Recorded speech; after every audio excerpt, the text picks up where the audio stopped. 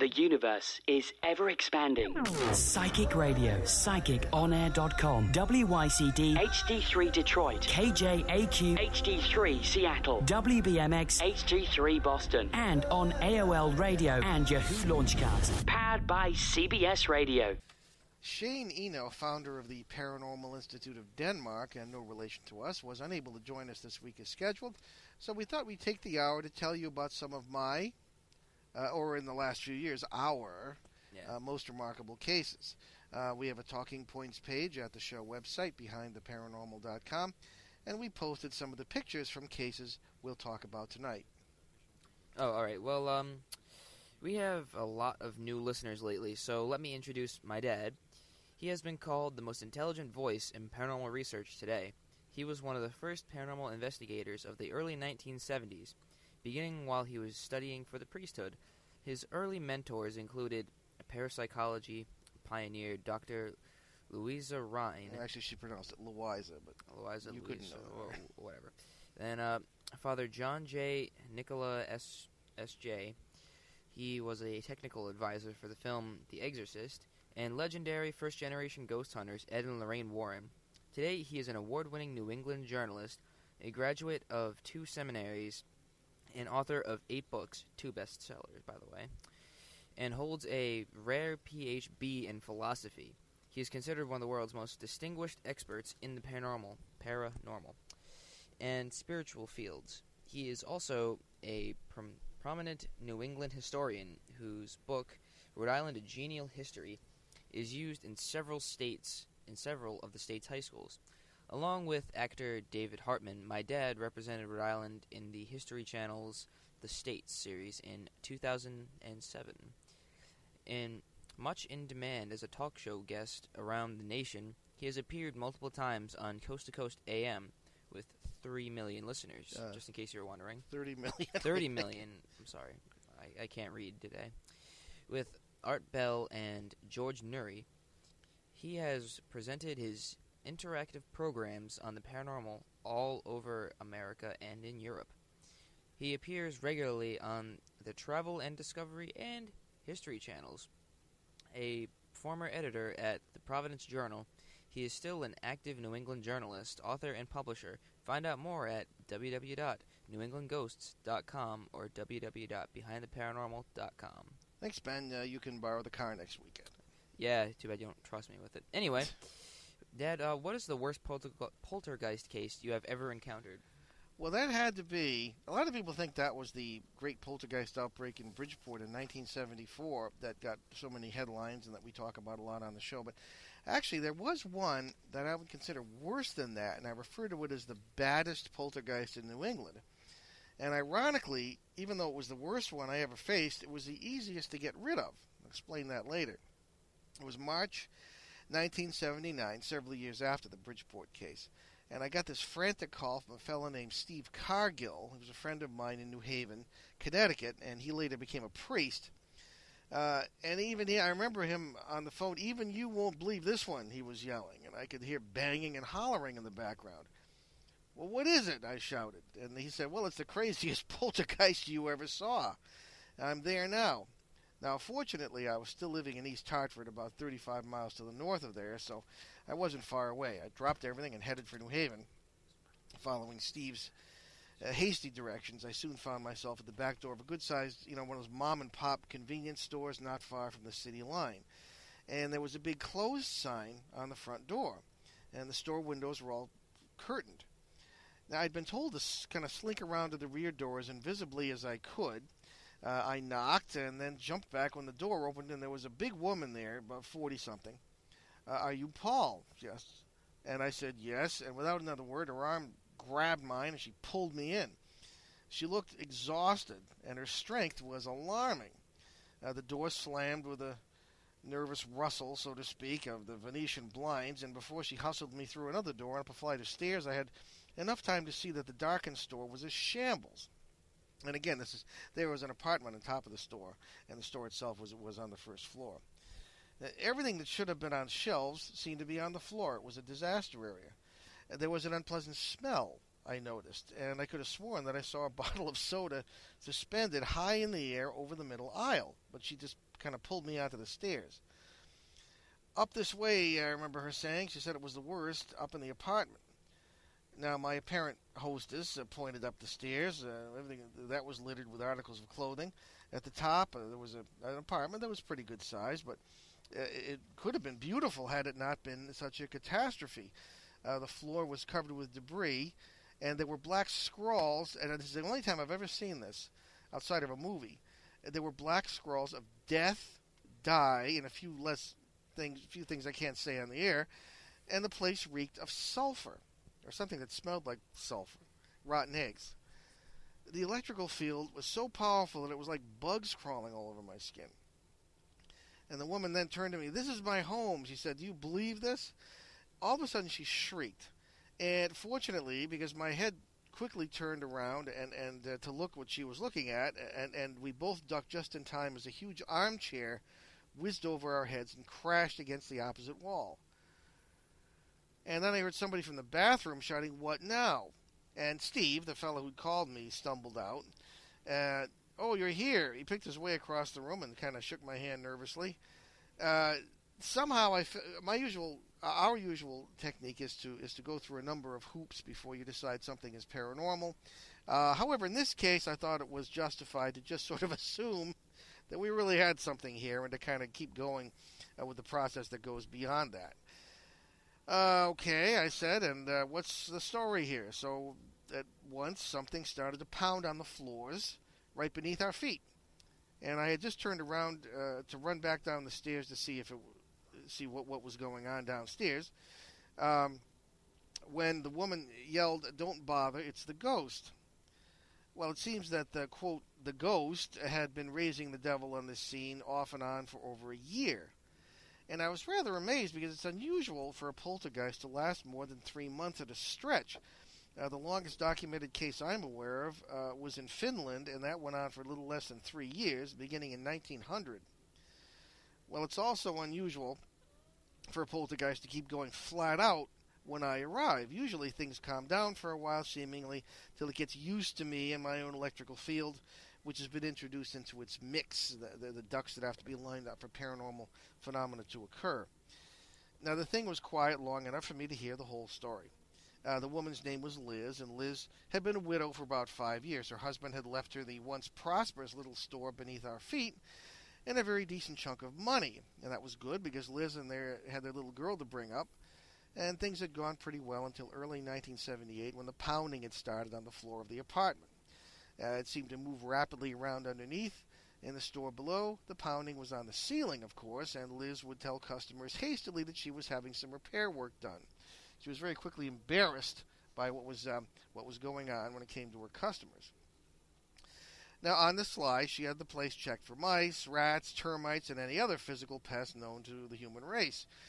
She sought help from utility companies and even consulted a seismologist from nearby Yale University, all to no avail. Phenomena just kept getting worse, and within 6 months, Liz had to close the store after something started throwing bottles of soda at customers one day. And that's how she had met my friend Steve. Steve had said that he happened to be in the store about 6 months before this, and he got beamed by a bottle of ginger ale.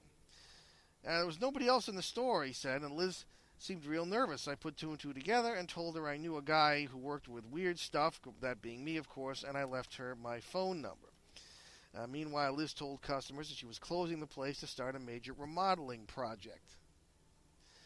She even had her brother-in-law, who was a contractor, park one of his trucks outside a few days a week. But if anybody was going to do some remodeling, it was the space-time beast that was rampaging through this little place.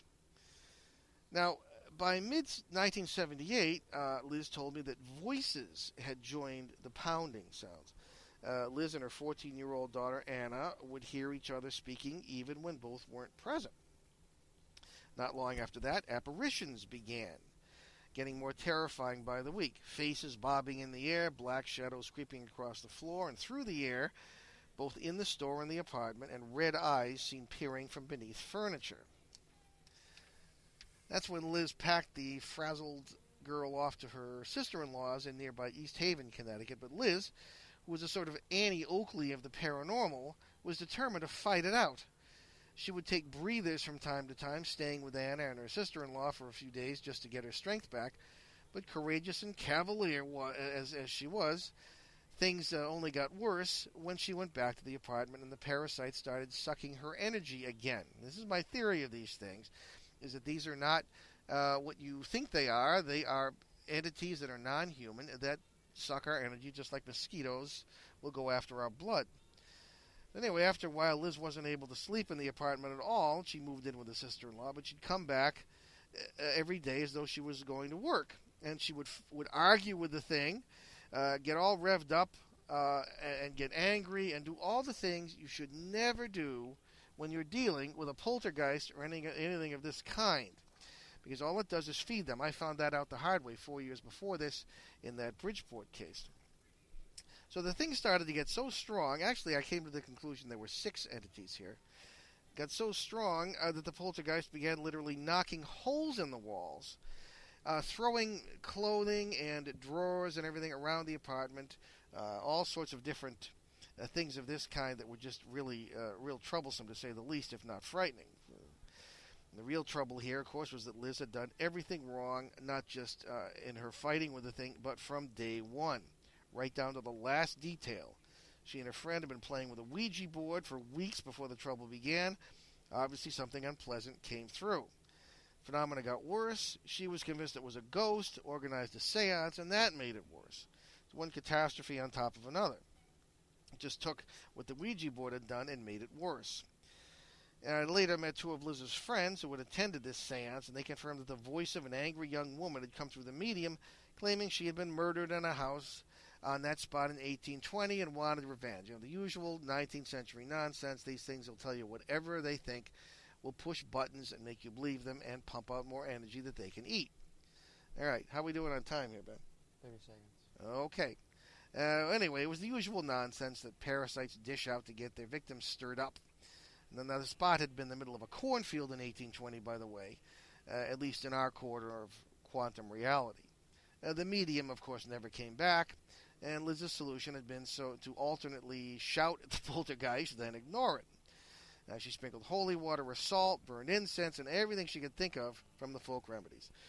Okay, we are going to pause this story for just a minute. Time for a commercial break. We'll be right back on Behind the Paranormal with Paul and Ben Eno on Psychic Radio, powered by the I'm Thankful Network for inspiration, education, and collaboration. Show host and creator Sue Lundquist has the endless energy, compassion, and charisma to carry her mission. This mission of positive change and communication, while also creating a maintenance tool within a safe environment, providing a resource of knowledge through dynamic professionals in the receptive fields. Dr. Patricia Nan Anderson and her show Parenting the Field Guide on Mondays 12 to 1 Eastern on The Sky. Listen in Boston on 98.5 HD3, Detroit 99.5 HD3, and Seattle 96.5 HD3. Online at newskyradio.com, AOL, and Yahoo Launchcast. The Sky. New Horizons, no boundaries. Powered by CBS Radio.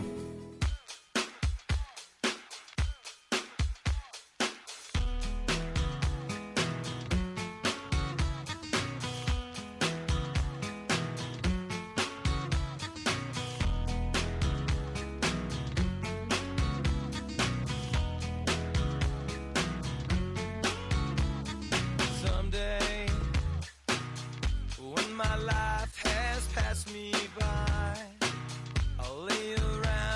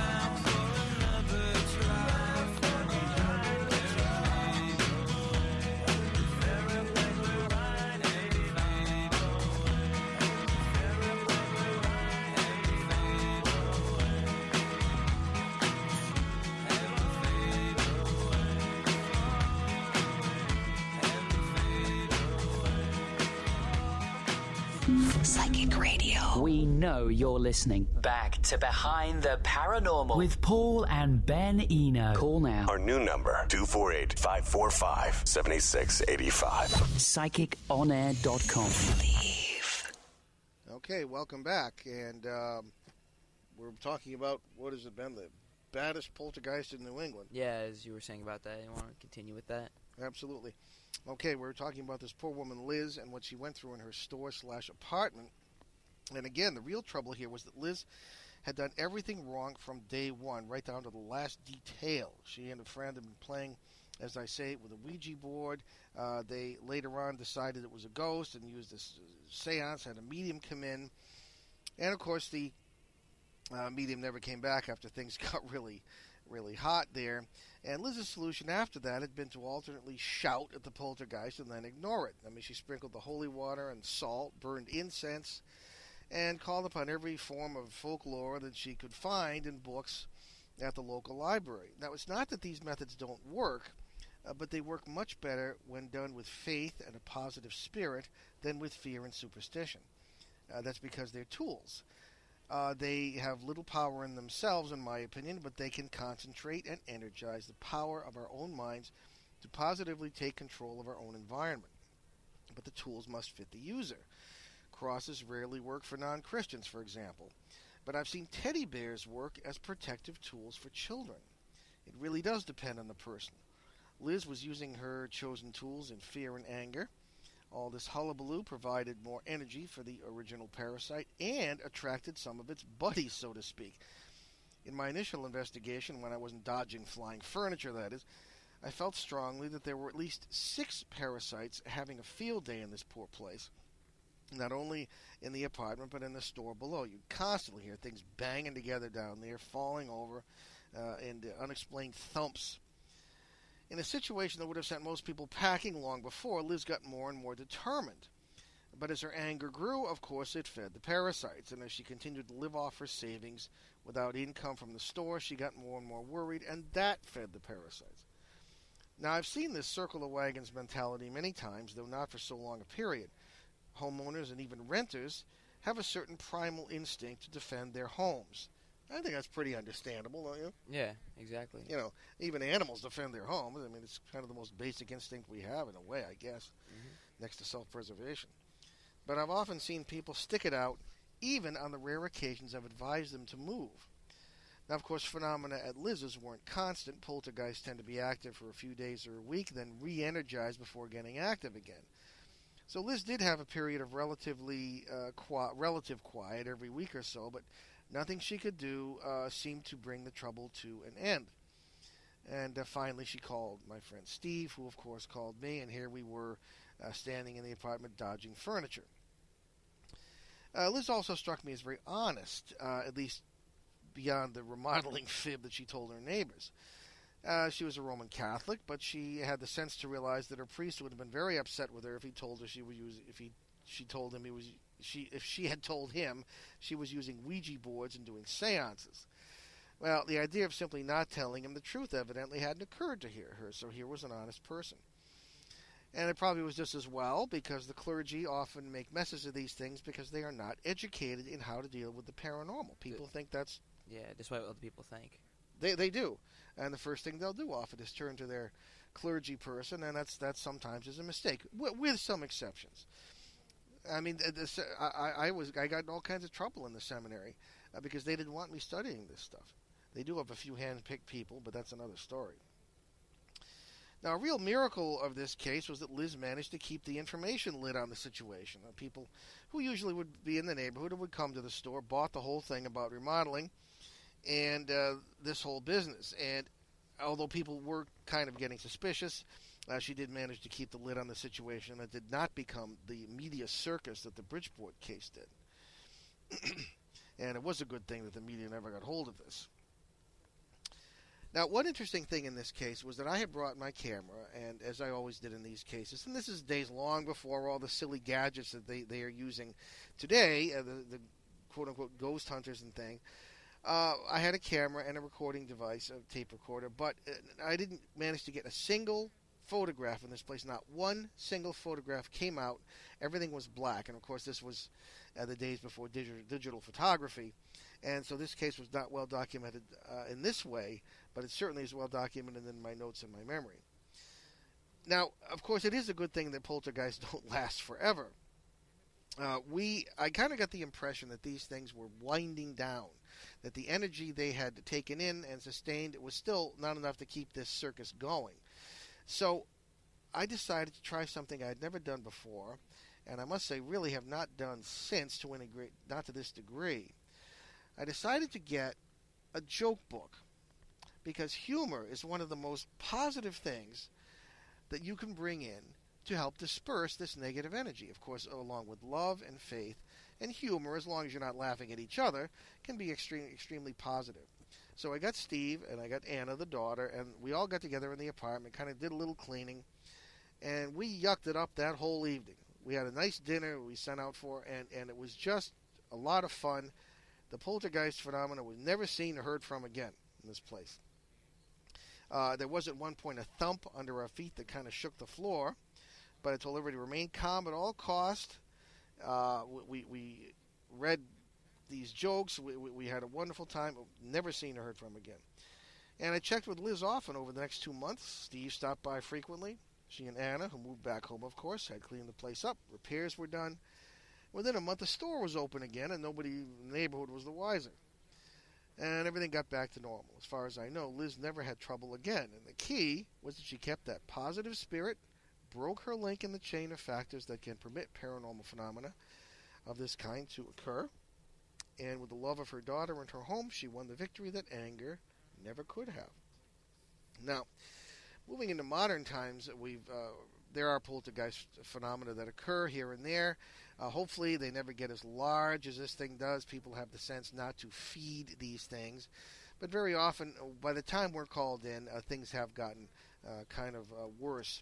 Now, Ben has been involved now for almost 4 years, and it's been interesting to watch him develop. It took a long time for his mother and I to decide that he should get involved. Of course, he grew up with this stuff.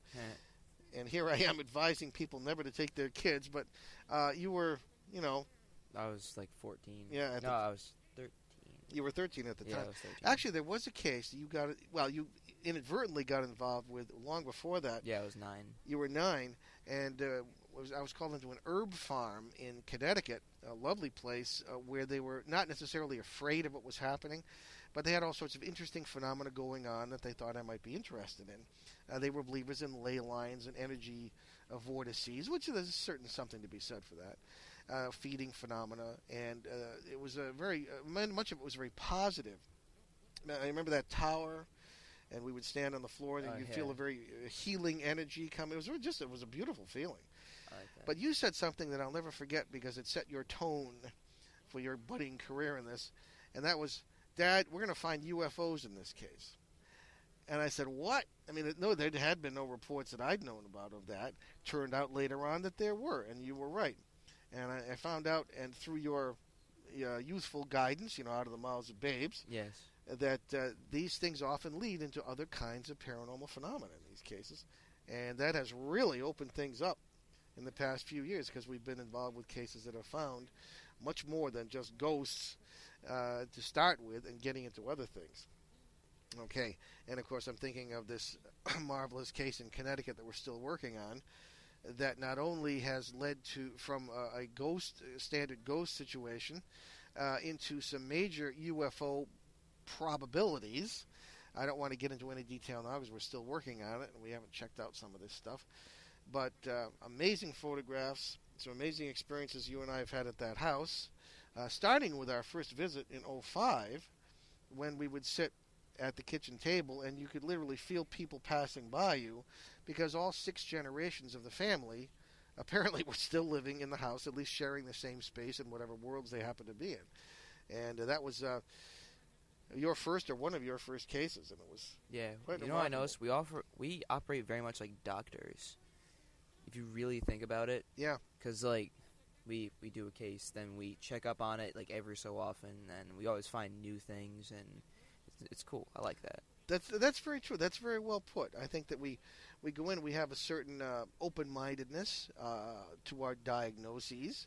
Sometimes the diagnosis can change if more information comes our way, and we don't operate in the standard manner. We don't go swooping in with a bunch of gadgets that we really don't understand. Yeah, doctors do that, though. Yeah, well, sometimes some doctors do. Yeah, it depends what kind of doctor you Yeah, are. I think maybe they're on a malpractice insurance for ghost hunters. I don't know. Yeah, who knows? But you go into this stuff, and very often it's not what it appears to be. I don't trust things until I don't trust any ghost until he was guilty, until proven innocent. And we approach very much from the gut and from experience, and I think between my experience, if I may say so, and your fresh insights, I think we make quite a team. Yes. All right. We are a dream team. I'd like to think so. So in any case, and then also we had the haunted policeman case in Vermont, which was the only case that you had. I think you have the good sense to kind of bow out on. You thought a little bit the stimuli a little bit too much for you, because I think it did involve a murder that was occurring in the same space and in that area, upon which a parasite was feeding. And you took that amazing picture of that parasite that's at newenglandghosts.com under the Ghosts of Vermont. Thank you, Jesus moment. Yes, exactly. That's a journalism term, by the way. Thank you, Jesus. You're going to the dentist, and then the president stops by next door, that sort of thing. So in any case, we've had some interesting cases. They are never boilerplate. They always seem to get more interesting.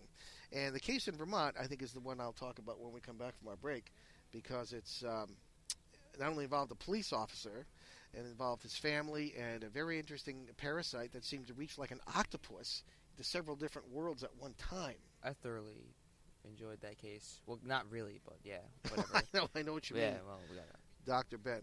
Okay, time for commercial break. We'll be right back on Behind the Paranormal with Paul and Ben Eno on Psychic Radio, powered by CBS. Stick with us.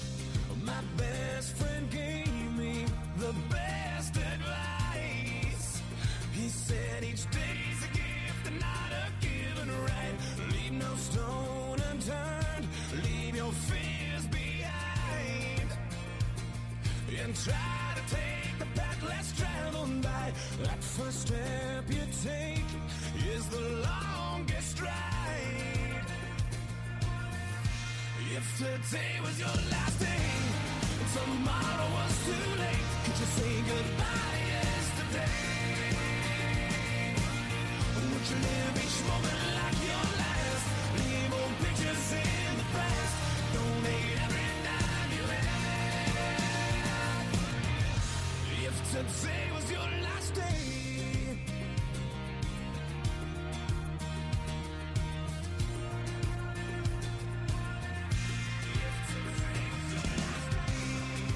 against the grain should be a way of life.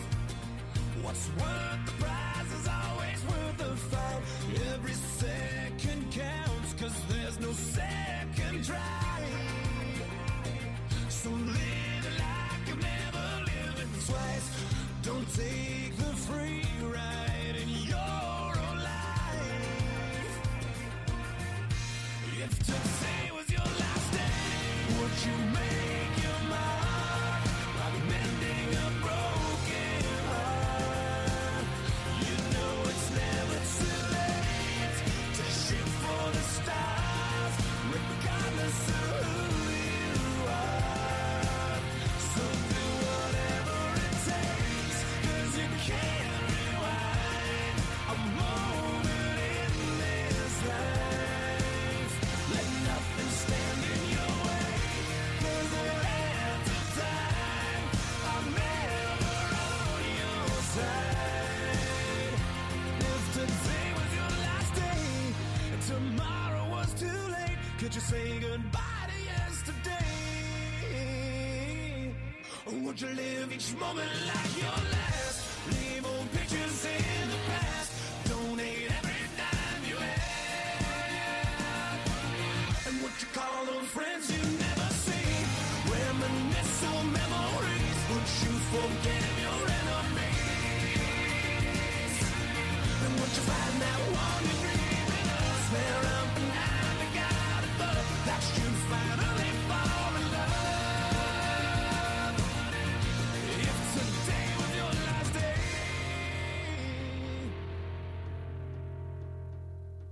Psychic Radio. We know you're listening. Back to Behind the Paranormal with Paul and Ben Eno. Our new number, 248-545-7685. PsychicOnAir.com. Believe. Okay, welcome back. And we'd started to talk about one of our more interesting cases, one of the first that Ben was involved with, the haunted policeman of Vermont. And this case involved as soon as we got out of the car, remember this?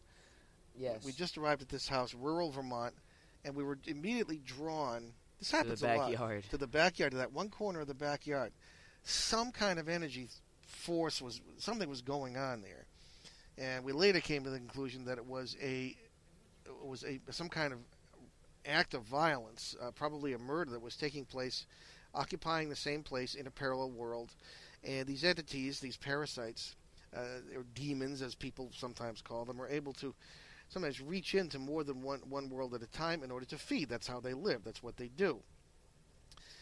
And this particular entity, we later found out, sometimes would not get enough to eat from that particular event, but it would, although I get the impression it was male, would wander into the apartment, the basement apartment of the house right next door, and especially when this young police officer was fighting with his fiancée. They had a stormy relationship. And they said, funny you should put it this way, Paul and Ben. When we fight, the thing comes in, it knocks stuff off shelves, and we see it literally walking around the apartment at night, this cowled figure, like a tall, dark figure, almost in a monkish kind of cowl. And sure enough, you got this thing on digital camera, and it was the first major photograph you'd ever taken. I was almost afraid to show it to you. But you were so cool with it, I was very impressed. And that photo can be seen at newenglandghosts.com, our main website, under the Ghosts of Vermont.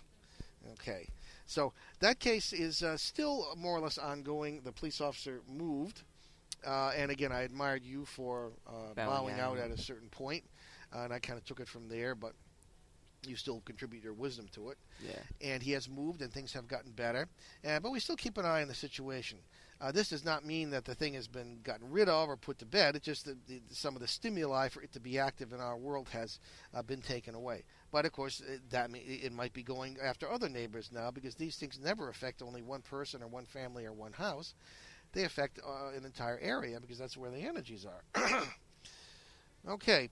There's a very interesting case, too, that we mentioned in our promo, and I don't want to let that go. And it had to do with a case in Ottawa, Canada in 1979.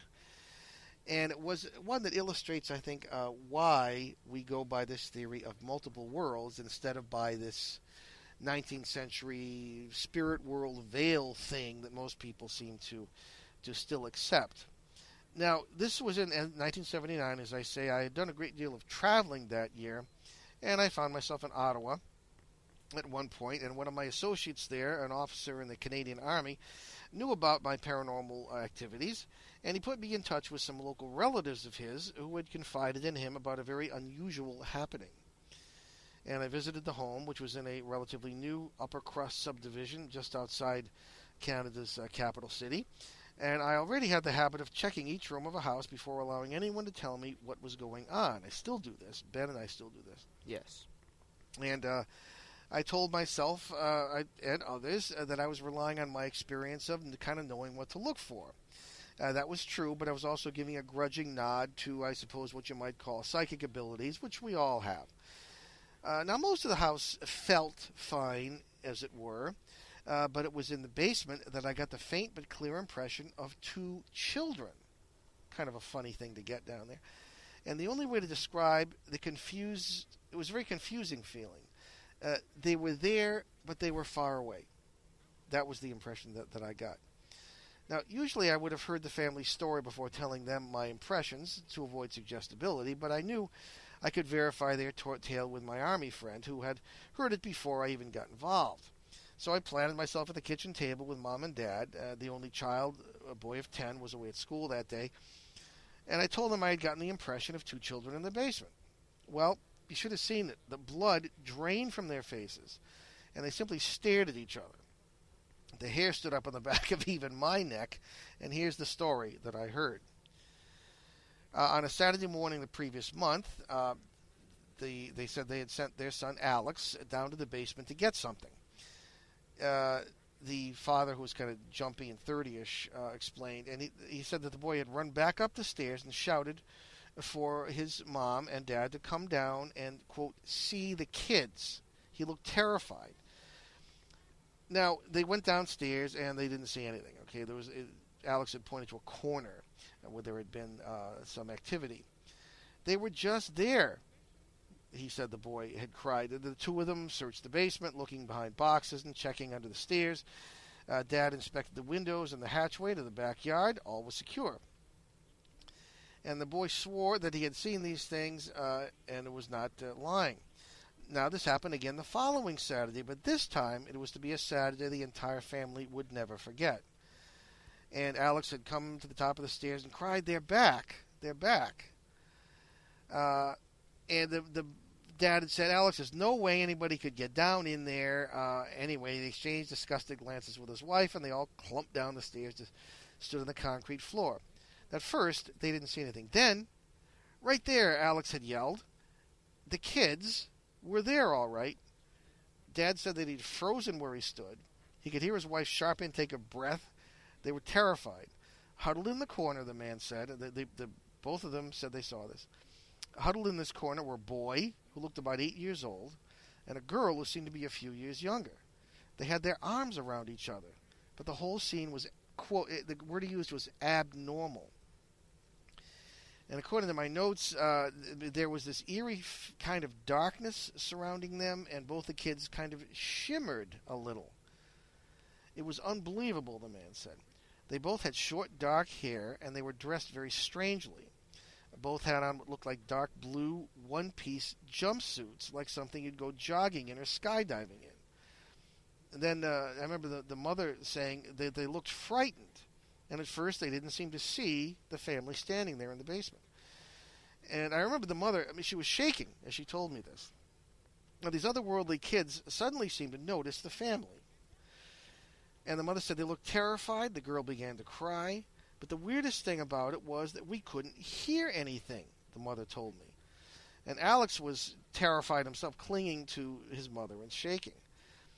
Now, I asked them about the temperature and the general feeling in the basement during the encounter, and they both said that their skin was crawling so badly that they never noticed the temperature.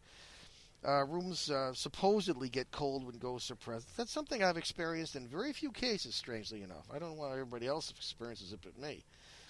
Now, the worst part of the incident, the couple agreed, was when the children started to cry out to them. And again, they could see the mouths moving and the fear in the children's eyes as they continued to cling to one another, but the family could hear nothing. And then, without warning, the scene changed. And they compared it with what they call a flash of black. And then everything was back to normal. The two kids were gone, just like that. Now, according to the couple, nearly a month had gone by, and I was to my visit, and there had been no repeat performance of all this. Now, of course, the little boy refused to go down the stairs again. You can't blame him. And they were thinking of selling the house. Now, I tried to discuss the history of the place, but there was no history. These folks were the first owners. There was a subdivision that previously been part of the Great North Woods from time immemorial. They wanted to know, who were these poor children? You know, what could we do for them if they come back, the mother wanted to know.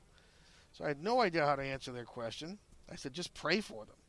The only answer I could think of. But after 8 years of paranormal investigation at that time, I felt I knew less than when I'd started. The two cases I'd seen, of course, of this terrible poltergeist thing in Bridgeport, and also cases where there had been people who were still alive, who were ghosts haunting houses. This just didn't fit into the classic interpretation of what was going on. The old theories weren't good enough. So what I decided to do was simply to do some more research, and it finally dawned on me that what we're dealing with here is, in my opinion, quantum mechanics and multiple worlds. That was the only thing, to this day, in my opinion, that explains what these cases are all about. Living people still being ghosts, buildings being ghosts, whole areas appearing and disappearing, time slips. Ghost ships. Ghost ships, exactly. And that seemed to be, does seem to work, and I could be wrong. But I don't think so. And Ben is finding the same thing as we work together. And I think that we will continue to find some things here. Okay, we're down here to our next commercial break. We'll be right back on Behind the Paranormal. From our universe to yours, this is Psychic Radio. We know you're listening. Log on to psychiconair.com.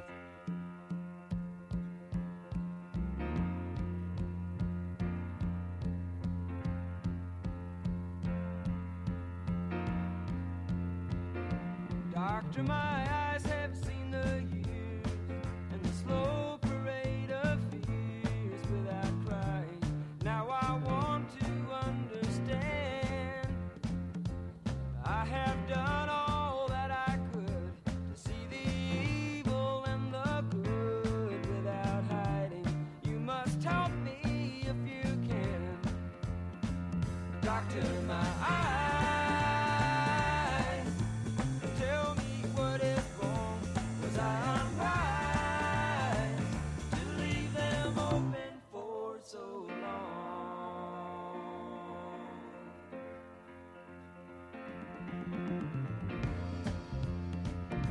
'Cause I have wandered through this world as each moment has unfurled. I've been waiting to awaken from these dreams. People go just where they will. I never noticed them until I got this feeling that it's later than it seems. Doctor, my eyes, tell me what you see. I hear their cries. Just say if it's too late for me.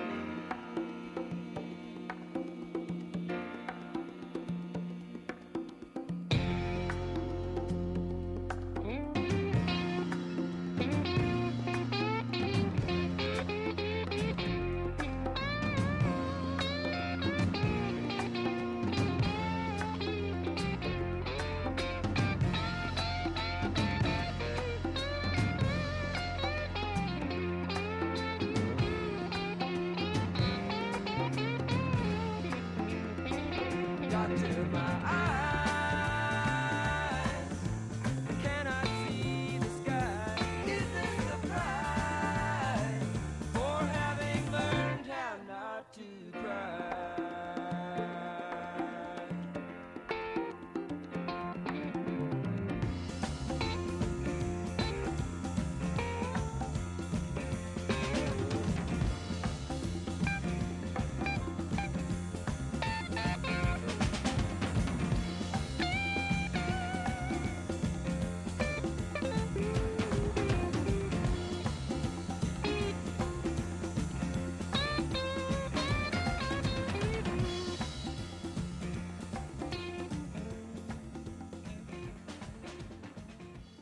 Psychic Radio. We know you're listening. Back to Behind the Paranormal with Paul and Ben Eno. Call now. Our new number, 248-545-7685. psychiconair.com. Believe. Okay, welcome back. And Ben and I are taking the show ourselves tonight. We don't have a guest. And we're going to continue to talk about some of our own most amazing cases. No, actually, we're not. We're going to take some emails here. And I wanted to share something that we got from Bethany in Gainesville, Texas. And this is a very common set of, I think, misconceptions that often come through in emails and when people talk with us. Do you want to read this, Ben? Yes. Beth writes to us, I went to my grandma's house yesterday. She died 6 years ago when I had brought some of her stuff home, and I sat in my room, my door opened, then slammed. Is she angry that I took some of her things? Well, I don't think that that's how it really works. I'm a little curious as to why it took you 6 years. I don't know what the situation is, but that kind of struck me. Now, I have to say that very often things will occur because of energies in a house or a particular place, not because there's an entity or a ghost of some person who's passed away actually doing these things. And this is one of the hardest things for people to understand. Now, you brought some stuff into your house from her house. Okay, a door slammed. Well, first of all, obviously the door that could be wind, it could be anything, but leaving out all those different possibilities, it seems that you may have done something that is characteristic of, quote, haunted things. Now, I hate to use that term because I think it gives more power to the concept than it really deserves, but you have to remember, getting back into a little bit of physics here, everything we own, whether it be a teacup or a chair or something that has followed us through our lives, a painting, even articles of clothing, are material objects that create little holes in space-time because they have gravity. Even a little glass or a little object will have gravity just the way a planet does. Obviously, nothing nearly is large enough to compare with it, but it still can have an effect on space-time, on the what we conceive of as the flow of reality. And even these little things that create a gravity field can warp space-time.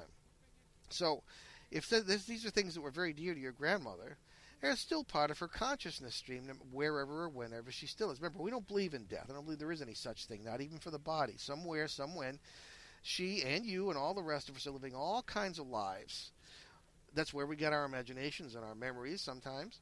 And we are doing this, and I think this might have been nothing more sinister than a little burp, as it were, in the fabric of space-time.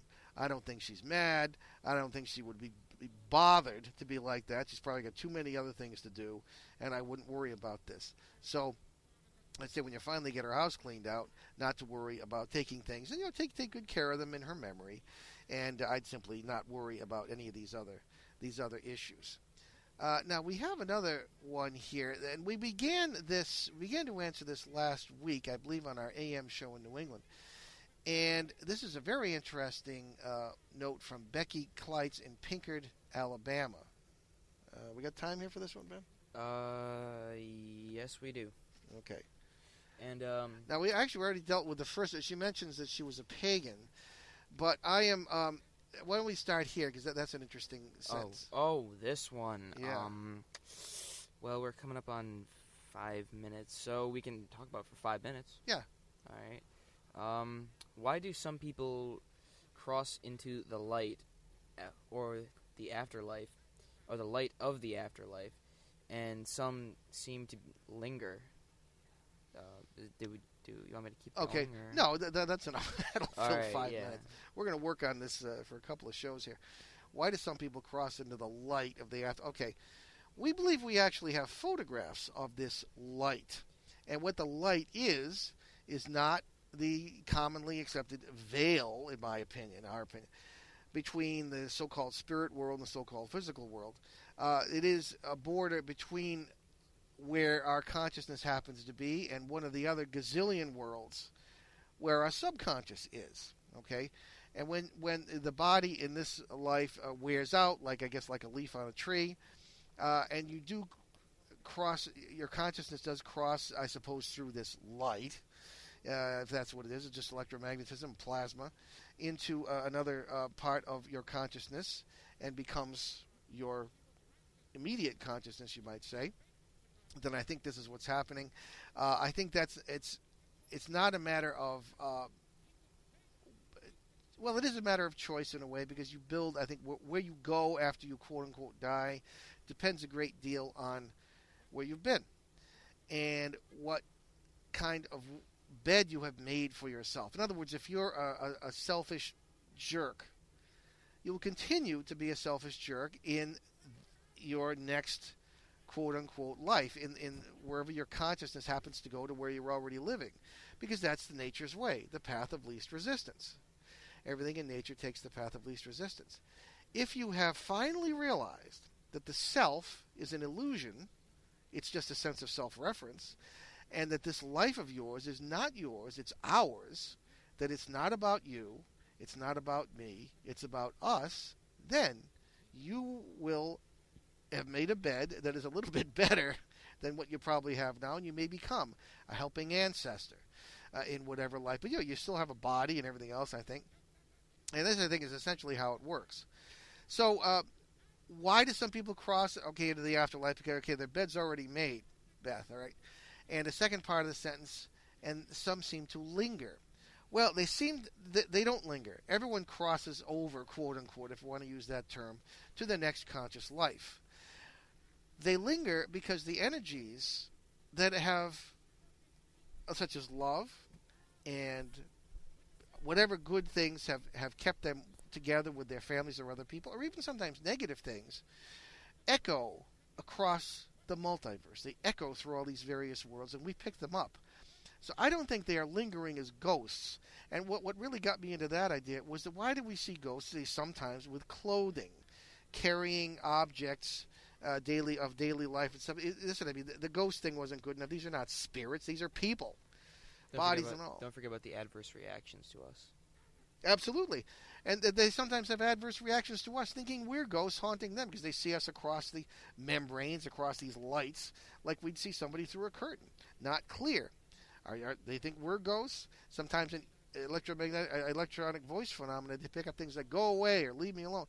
You know, it's like we would say perhaps to a ghost. And we're, I guess, flat out of time here.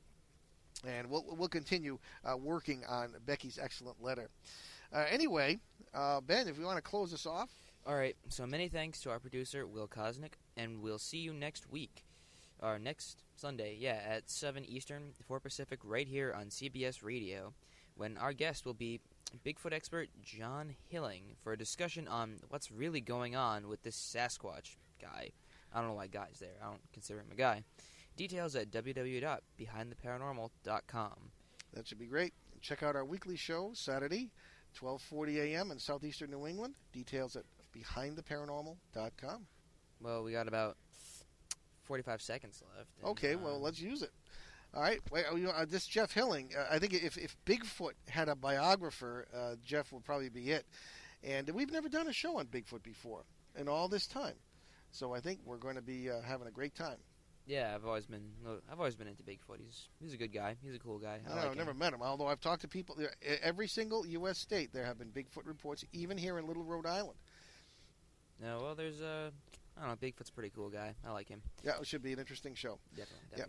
Down in the Great Swamp, as it's called. National Guardsmen, I know, have said they have been really, really close. The universe is ever expanding. Psychic Radio, psychiconair.com, WYCD HD3 Detroit, KJAQ HD3 Seattle, WBMX HD3 Boston, and on AOL Radio and Yahoo Launchcast. Powered by CBS Radio.